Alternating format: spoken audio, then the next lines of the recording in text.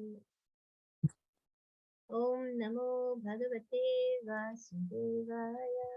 Om Namo Bhagavate Vasudevaya. Om Namo Bhagavate Vasudevaya. So, Hare Krishna, dear devotees, welcome to the second session of Bhakti Gyan. So, I seek the blessing of all Vaishnavas, Shri Guru Maharaj, Shri Prabhupada, Lord Shri Krishna, and well, let's have a look at the historical context of the Bhagavad Gita. So today we have an idea where and why and how has Bhagavad Gita been spoken by Lord Shri Krishna.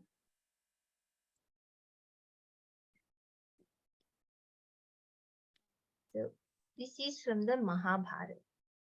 So the Mahabharata is an important scripture. It is an itihas. So yesterday we were looking at the different types of scriptures that we have. So one is Shruti and the other one is Smriti. So Mahabharata falls in the categories of the Smriti. So Mahabharata is an itihas. It has been composed by the sage and literary incarnation of Lord Shri Krishna, Srila Vyasdev. It is an epic composed of 110,000 verses, and it makes it the longest poem in the world. Bhagavad Gita appears as an episode in the Mahabharata. So it's only part of the Mahabharata with 700 verses, while the Mahabharata has 110,000 verses. So the Mahabharata is considered Smriti, that is, which is remembered. However, the Bhagavad Gita is considered Shruti, as they are directly the word of the Supreme Lord, and the rules and regulations contained are eternal principles. Smriti can change according to time and circumstances. The name Mahabharata means great story of the Bharatas. King Bharat was an early ancestor of both the Pandavas and the Kauravas, who fight each other in a great war. The word is also used generically for the Indian race. So the Mahabharata sometimes is referred to as the great story of India. But we don't like to say India, as that is a foreign name. Bharat is the traditional spiritual name of that country. The King Bharat was unique because he did not appoint his sons as king, as they were not qualified, but appointed another person who was qualified. After many generations, King Santanu became the king of Hastinapur. So now we are going to deal with the history about how King Shantanu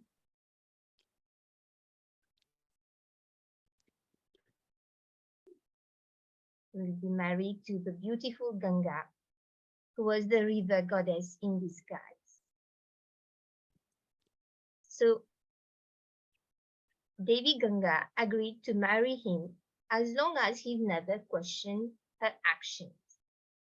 Over the years, they had 7 sons, but Ganga threw each one into the river. Shantanu was distressed by this strange behavior, but he kept his promise, so he didn't ask Ganga Devi why was he throwing their sons in the river. And that's a picture where Ganga Devi is throwing the baby.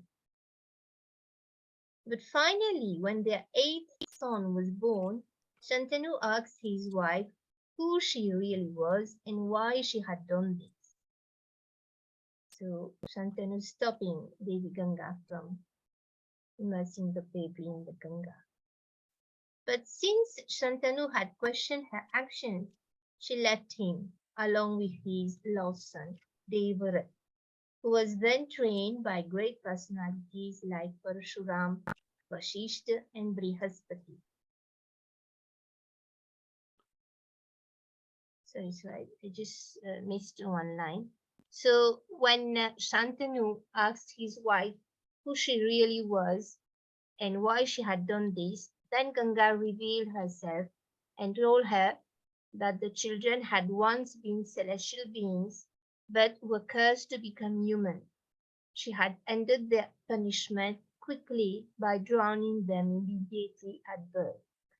But since Shantanu had questioned her actions, so she left him along with his last son Devrat, who was then trained by great personalities like Parshuram, Vashisht, and Brihaspati. So Devrat is better known by his later name Bhishma. He receives this name, which means of terrible resolve, after vowing never to marry or have children. His father wanted to marry again Satyavati, the mother of Vyas, but the conditions of the marriage were that the second wife would be the mother of a king someday. So, to honor his father's wishes to marry, Bhishma makes his vow, guaranteeing that he will never claim the throne and will always protect whoever is on the throne. So this is Bhishma vowing that he's never going to get married. He's going to protect Hastinapur always. Years later, one of Bhishma's half-brothers, Chitraganda, dies in a battle, and the other, Vichitravirya, becomes old enough to marry. On behalf of his half-brother, Bhishma abducts three sisters, Amba, Ambika, and Ambalika, and fights off all their suitors. On returning home, he learns that one of the sisters, Amba, had already chosen a suitor. Bhishma allows her to leave, but her beloved doesn't want her anymore. Now abandoned, she returns to Bhishma and demands that he marry her. Ever faithful to his vow, Bhishma refuses. Amba then vows that one day she will kill him, even though his father, Santanu, have granted Bhishma the power to choose the day of his death because of his vow. So later on we are going to see how Amba will act as I don't remember the name, and then Bhishma will die because of her. The importance and the power of vows are evident throughout the Mahabharata. When both his half-brothers die prematurely without children, Bhishma refuses to marry and have children. He would not relinquish his vow, even though his celibacy makes no difference anymore. The young princesses must be given children who can further them. There are no other men in the family besides Bhishma.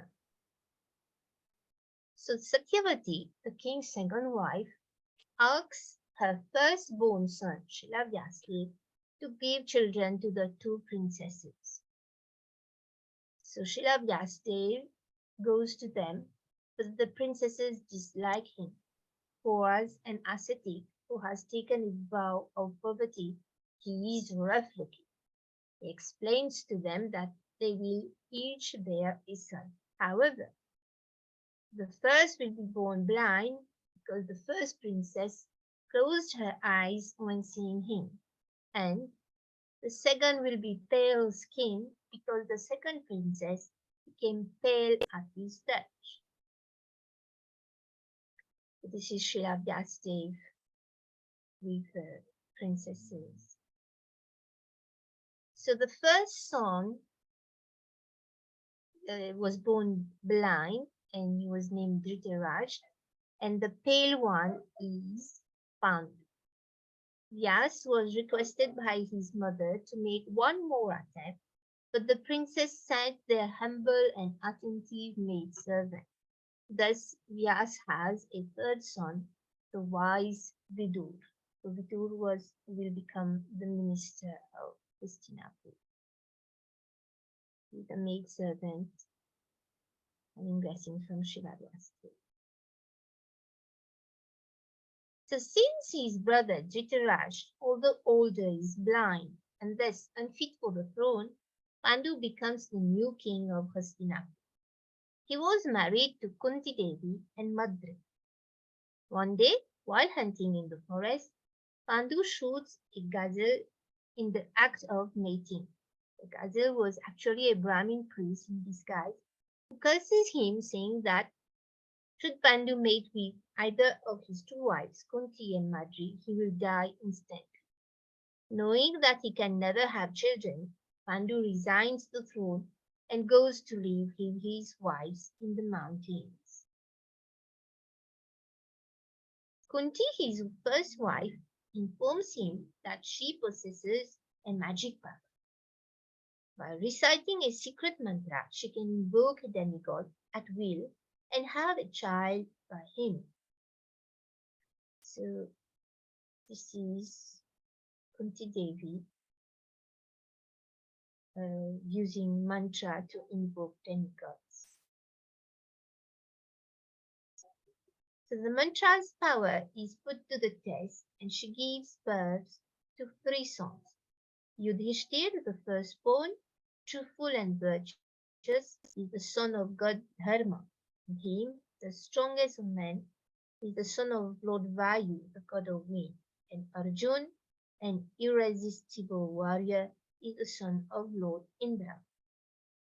Madri, Pandu's second wife, makes use of this power too. She has twin sons, Nakul and Sahadev. So thanks to his two wives, Pandu now has five sons directly descended from the gods, the Pandavas, the heroes of the Mahabharata. Later on, we are going to see how they will be the heroes of the babies, Madri, and Kunti, and Pandu.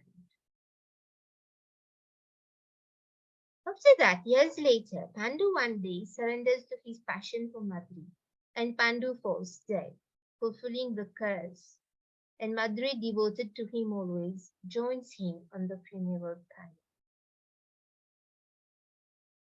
And after that, Kunti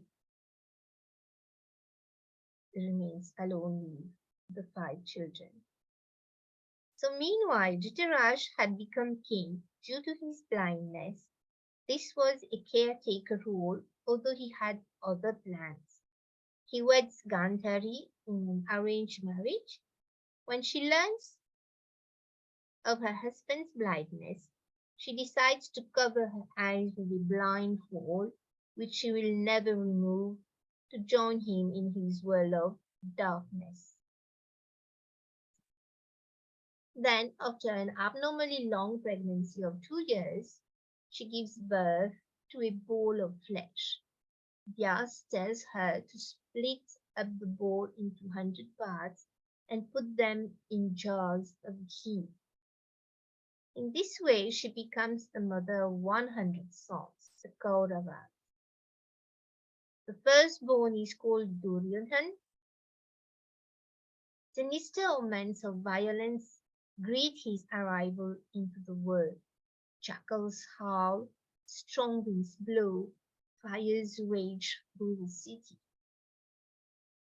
Dhritarashtra worries about what all this means.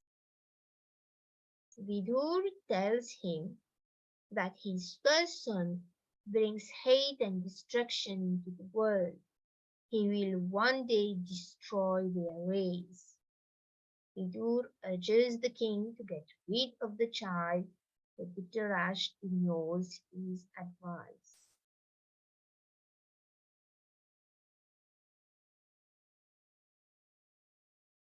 Dhritarashtra was a weak ruler. He allowed physical blindness to become a refusal to face reality, an unwillingness to confront hard decisions, and being easily led by Duryodhana in later years. He continually blames fate, excusing his own inaction. The Pandavas and the Kauravas fought constantly. with Duryodhana even trying to kill his fierce rival Bhim, with the throwing of Bhim into the river. One day, a teacher and master of arms, Drona, appears and offers his services to train the boys. He has a secret mission to avenge an insult made by his former friend. When young Drona was close to Drupad, but years later, when Drona went to see his childhood companion, now a great king, he was scorned by Drupad because only equals can be friends. As payment for his training, Drona asked the Pandavas to avenge him. Being mighty warriors, they conquered Drupad's kingdom and hand it over to Drona.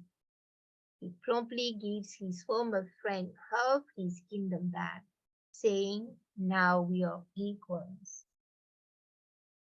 For revenge, Drupad has children by sorcery, born out of flames. Son Drishtadyumna is fated to kill Drona. An oracle says daughter Draupadi will bring destruction on an unrighteous ruler. Drupad also had a third child, Shikhandi, Ambari born, who had vowed to cause the death of Bhishma. So she was the third lady, the third sister who were rejected by her beloved. Later in the war, Drona and Bhishma will fight on the side of the Kauravas due to their loyalty to the king, but because of their mortal enemies, Drishtadyumna and Shikhandi will fight with the Pandavas. Drona recognized Arjun's superiority as a master of arms, especially the bow, and favors him with special training. In a contest of skill, he tells each of the Pandavas to strike a target, the eye of a wooden bird in a tree. He asks each one in turn, "O prince, tell me what you see." One by one they respond, "I see my teacher, my brothers, the tree, and the bird." Drona tells them, "Then you will not hit the mark." Arjuna, however, says he sees only the bird, and in fact only the eye of the bird. So Arjuna aiming at the bird. Later, so thus focused on his target alone, Arjuna strikes with total accuracy, and Drona rewards Arjuna by giving him a supreme weapon, the Brahmastra. Later, to show his students' prowess, Drona staged a tournament to display all the Kuru's skills. However, a stranger appears who challenges Arjuna and equals him in archery. That person was Karna, who was Kunti's first son by Surya, the sun god, whom she bore before she was married to Pandu and abandoned in a basket on the river. So Karna being abandoned by his mother, Kunti Devi. Then Karna was adopted by fishermen.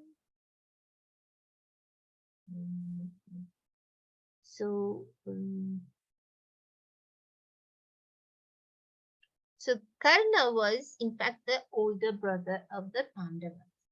However, Karna does not know his real mother, being raised by a chariot driver. The Pandavas mock his lowly social status and will not fight with someone who is not of royal birth. But their cousin Duryodhana sees the chance to make an ally. Duryodhana gives Karna a small kingdom, and Karna swears eternal friendship to the Kauravas. This is Duryodhana giving kingdom to Karna. Karna's lowly caste, social status, will haunt him throughout the Mahabharata. Later, at a contest to win Draupadi as a bride, she rejects him outright because he was from a servant family. For a person who desired to be measured by his accomplishments, living under this shadow was unbearable. As the child of the sun, Karna was born with golden armor of the skin. Later, the god Indra tricks Karna into giving this divine protection away. After Karna was born, Kunti remained a virgin. The Pandavas narrowly escaped a plot by Duryodhana to burn them in a house made of highly flammable materials. So, with the help of Vidur and others, they were able to escape this house.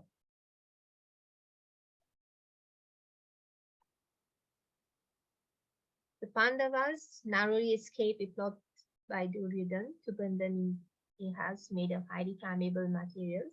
Then, for months afterwards, they live in hiding in the forest. One night, as Bhim keeps watch while the others sleep, there appears a Rakshas named Hidimbi, a man-eating orc, one type of demon. Assuming the form of a beautiful woman, she falls madly in love with Bhim, who fights and kills her enormous brother. Bhim and the magical creature then have a powerful demon child called Ghatotkacha. He swears to come to the aid of his father whenever necessary. The Pandavas, disguised as Brahmanas, attend the Swayamvar of Draupadi, a ceremony where she will pick her husband from a number of suitors. Arjun wins the archery contest easily and Draupadi chooses him. Is Arjun aiming with his arrow. Krishna and Balaram were present at the Swayamvar, and Krishna, due to the Pandavas' valorous appearance, immediately recognized the five Pandavas, even though they were disguised. So this is incarnation of the Shri Krishna. So incarnation Krishna, Lord Krishna as Balaram, and then the expansion as Vasudev, Sankarshan, Pradyumna, and Anirudh. From Sankarshan we have Narayan, and then we have this second Chaturthi, Vasudev, Sankarshan, Pradyumna, and Anirudh. And from Sankarshan again Mahavishnu, Karnodakshay Vishnu, then Garbhodakshay Vishnu, and then Kshirodakshay Vishnu, the Paramatma.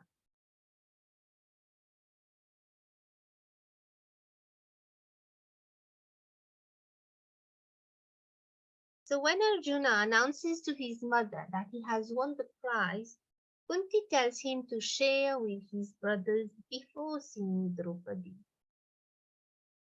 So Kunti wasn't aware that the prize was a lady, so she just said that to share the prize between them. So like an irrevocable vow, a statement even by mistake can't be undone. So all five brothers married Draupadi, the daughter of Draupadi.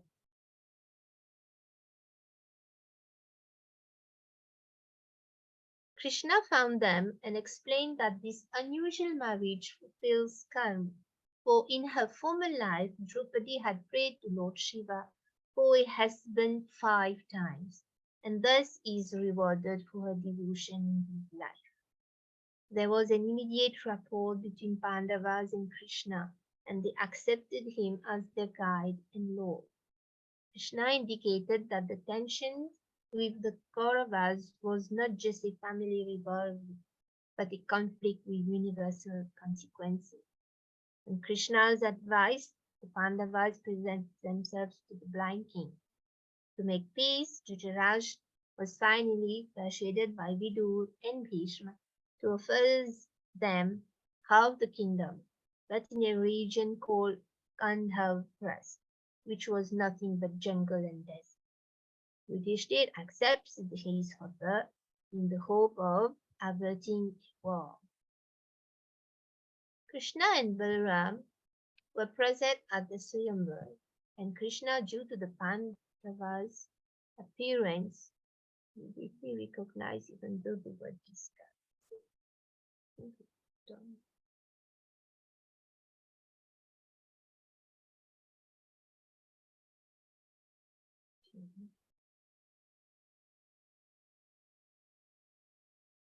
Okay, so meanwhile, Arjuna and Krishna agree to assist the hungry Brahmin who reveals himself to be Agni, demigod of fire.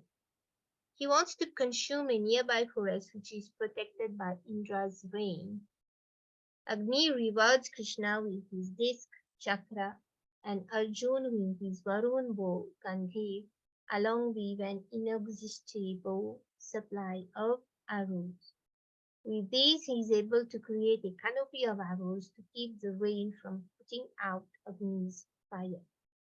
Even Indra could not defeat Arjuna because Krishna is with him. Maya, not god of illusion, but an asur or demon who escaped the fires out of gratitude, builds the great wall of Indraprasth, renamed from Gandhar. Living in the new territory of Indraprasth, Yudhishthir turns full land into a wealthy kingdom and is declared king of kings.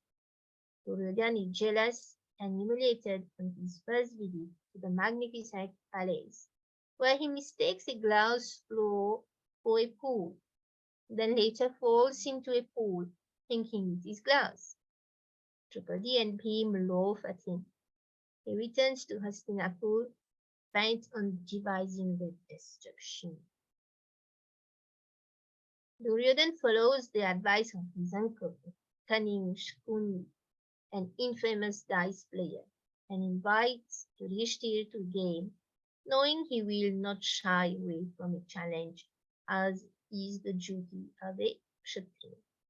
So Yudhishthir accepts the challenge. Duryodhana is not an original thinker, always relying on others' ideas.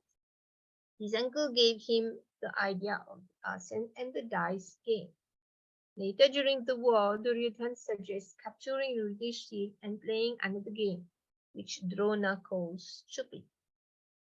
Duryodhana always threatens to commit suicide when things don't go his way, or worst, comical. Excessive self-centeredness leads to unrealistic demands and unreasonable expectations from life. Both Dhritarashtra and Yudhishthir ignore Vidu's warning to avoid the game, leaving the results to supreme and unavoidable fate.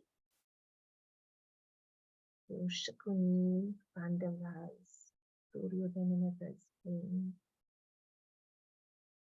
Carried away by intoxication of the game, Yudhishthir wages and loses all that he possesses, his lands, his kingdom, his brothers, even himself, and eventually Draupadi, who is dragged before the court by her hair during her menstrual cycle, and a special insult. She challenged the Kauravas with a question: how can someone who has lost to himself wager someone else in the game? But no one could answer her, even Bhishma was confounded. Instead, they insult Draupadi, displaying her during the time of the period. Karna, still stinging from his rejection at the Swayamvar, calls her a harlot who services 5 men. Duryodhana seeks to entice her by uncovering his thigh, seen in that culture. Enraged at this treatment of his wife, Bhim vows that he will one day drink Dushasana's blood and break Duryodhana's thigh.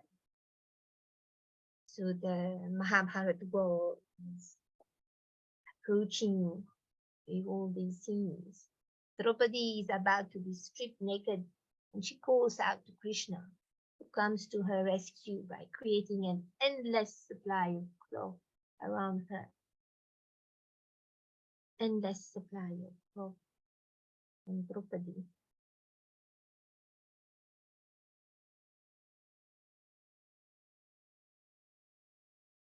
So Draupadi swears that one day she will be avenged.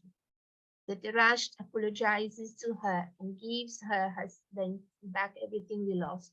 But Draupadi asks nothing for herself, saying, greed devours all beings and is dharma's righteousness ruined. I refuse greed. Seeing his advantage given away, Duryodhana insists on one more throw of the dice. Yudhishthir agrees to a final game, but once again he loses. The Pandavas and Draupadi are condemned to spend 12 years in exile in the forest and a 13th year in an unknown place disguised so that no one may recognize them. If anyone does, then they must spend another 12 years in exile. So all these is Duryodhana tricks to get rid of the Pandavas. The Pandavas are not alone in the wilderness, but are followed by many loyal Brahmins and sages. They were blessed with an inexhaustible plot of food to feed them all, going to the forest. Throughout the Mahabharata, the importance of Brahmins, the priestly caste, is emphasized. Yudhishthir wants to regain his kingdom so that he can provide for 10,000 Brahmins. Draupadi and Bhim reproach Yudhishthir for his inaction. Since it is obvious that Shakuni cheated at dice, wouldn't it be best to stand up and fight? Yudhishthir flatly refuses. He will keep his word. He resolves to follow his dharma. Arjuna then leaves, aiming at the highest mountains, to look for the celestial weapons they will need during the war. He meets Lord Shiva, who gives him powerful weapons. Arjuna then spends 5 years with his father, the divine Indra, learning to use the weapons fighting demons. Meanwhile, Karna decides he too must acquire celestial weapons. So for many months he serves a powerful Brahmin Parshuram who hates warriors. As a reward, he bestows upon Karna, whom he takes to be a servant, a formula for the supreme weapon. But Karna reveals himself to be a warrior by an excess of bravery, as he does not cry out when a worm bores a hole into his thigh. Parshuram curses him, so he will forget the secret formula at the moment he wishes for the weapon, and that will be the moment of his death. Karna later meets Indra, Arjuna's divine father, in the disguise of a Brahmin. Having sworn never to refuse a Brahmin request, he agrees to surrender his divine covering of golden armor given to him at birth. He tears off the armor from his skin, bleeding, and trades it off for another mighty weapon, which will kill any being but can only be used once. During the exile, the Pandavas rescue Duryodhana, who is captured by the Gandharvas during the battle to his great humiliation. Hana bound him to swear to obey Arjuna one day. During the war, Arjuna asked Duryodhana to surrender 5 arrows of Bhishma meant to kill the Pandavas, and he does so to keep his vow. Duryodhana is so depressed after his rescue that he intends to kill himself, but Shakuni and Karna persuaded him to carry on with their wicked plans.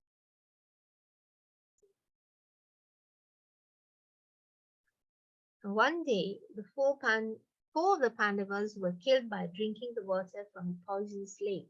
However, Yudhishthir brings his brothers back to life by correctly answering the questions which Dharma, disguised as a crane, puts to him. According to the conditions of the game of dice, the 13th year which the Pandavas are to spend in disguise had now arrived.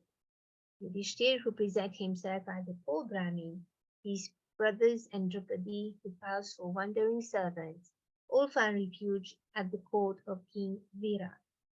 Kichaka, a general in Virat's court, becomes infatuated with Draupadi. He goes to great lengths to possess her, even threatening her life. Draupadi implores the mighty Bhim to help her. Dressed in woman's clothes, he goes in her stead, instead to a secret rendezvous and pulverizes the over amorous general into a bloody mass of flesh. Meanwhile, Duryodhan, suspecting that the Pandavas were hiding there, launched an attack on Virat's kingdom. The king addressed his troops to his young son, who needs a chariot driver. Draupadi points out Arjuna as the world's best charioteer, despite the fact that he has disguised himself as an image. Arjuna cannot refuse to fight and is decisively victorious, one man against country's armies. The Pandavas managed to complete the 13th year in hiding despite the efforts of the Kauravas, although this was executed by Duryodhana. War draws even closer. Duryodhana refuses to give his cousin back their kingdom because he claims they came out of hiding before the appointed time. As war looms closer, he tries to win Krishna's support, as does Arjuna. So both of them in the room of Lord Krishna to seek help from him. So Krishna offers Arjuna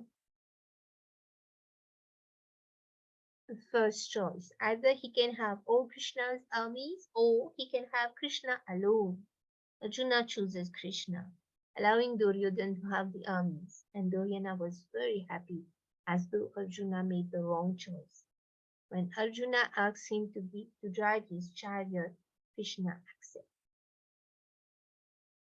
In the Kaurav court, the blind king also senses the imminence of war. He asks the great Bhishma, an unparalleled warrior, to take the supreme command. His duty to the family outweighs his feelings toward the Pandavas, and he reluctantly accepts, but on one condition, that Karna does not die. Although displeased, Karna bitterly agrees to fight only after Bhishma's death if necessary. Dhritarashtra sent an envoy to Yudhishthir and begged him not to fight, since he loves righteousness. It would be better to live without his kingdom than risk the life of so many. Yudhishthir responds that each caste has his own duty, and his is to be a warrior king, not a Brahmin beggar. However, even he has reservation. War is evil in any form. To the dead, victory and defeat are the same. Yudhishthir requested Krishna to go on his behalf to Hastinapur as an emissary in a final attempt to safeguard peace. Krishna speaks to Duryodhana and ultimately requests just 5 villages for the Pandavas to rule over, but Duryodhana would not even surrender to them, even as much land as can be pierced by the point of a needle. He orders his guards to seize Krishna. So in the courtyard, Duryodhana orders guards to see Krishna. So Krishna reveals his divine form. Krishna manifested innumerable arms, each with weapons that glowed with blinding lights. The universal form of Krishna. In fact, his entire form looked like an erupting volcano from his lightning, like a body of vast array of demigods issued forth, including Brahma with his brow and Shiva on his breast. Indeed, his form displayed the essence of all entities, both great and small. Fire emanated from his mouth, and from the pores of his skin, so he appeared like the rays of the sun. Duryodhana, for one, could not look upon the devastatingly effulgent form, and the other Kaurava kings too closed their eyes in fear. Only Bhishma, Drona, Karna, Vidur, Sanjay, and the sages present there were able to behold this divine manifestation. The denizens of heaven showered flowers, and the sounds of kettle drums and coaches vibrated in all directions. The blind king Dhritarashtra, father of Duryodhana, heard the commotion and prayed that Krishna allowed him to the vision bequeathed by the Kauravas. Krishna granted him momentary eyesight, giving him the divine ability to see the unseen.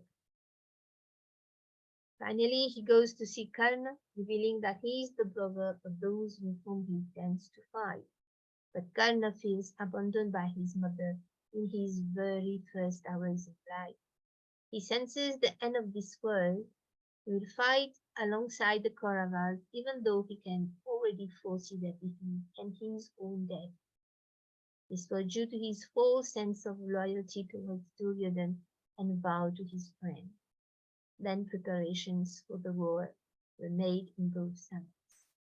Kauravas have 11 divisions, 0.4 meter warriors, 0.4 million warriors, to stand against the 1.5 million warriors of the Pandavas. The two armies are described as two oceans crashing against each other.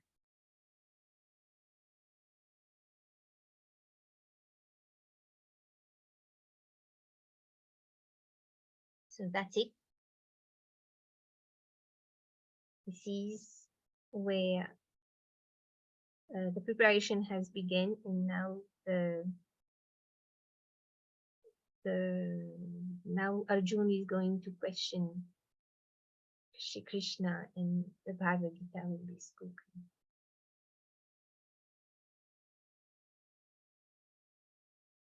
Thank you. Okay, very good. Thank you, Karuna. It's a good summary of the Mahabharata. Any questions? Praveen, anything you like to ask? No, not really, because this is all Mahabharata. Whatever she said is true, and it was nice that she read it, and it just refresh everything in your mind, which was good. Yeah, very good. I mean, in the starting is the Ganga.